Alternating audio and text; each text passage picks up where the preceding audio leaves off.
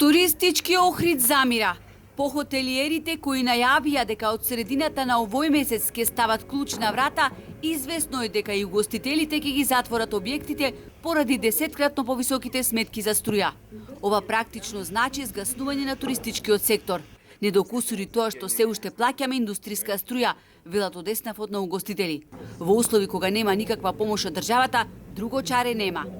Угостителите не се во оваа светска криза која што е настаната, со која што се очуваме минативе месеци и за очекување беше дека голем број од угостителите најверојатно своите бизниси ќе ги згаснат кон крајов на годинава, бидејќи режиските трошоци се прилично зголемени и тоа е ставка која што не е овозможува едно рентабилно работење.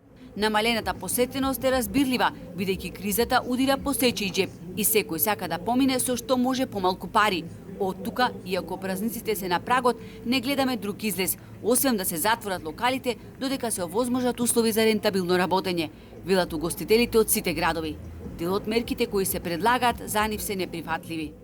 Ова е бизнис, ние треба поделиме плати, треба платиме кири, треба бизнисот да го одржаваме да ни е во кондиција рентабилен.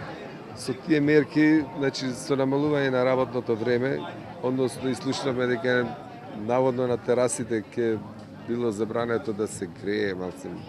Ова се уште неофицијални информации. За нас тоа е неприфатливо.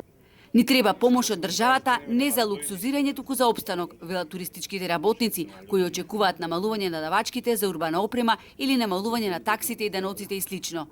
Без конкретна помош од државата, како што велат, не ќе можат да излезат накрај со енергетската криза, што би било погубно, посебно за туристички Охрид.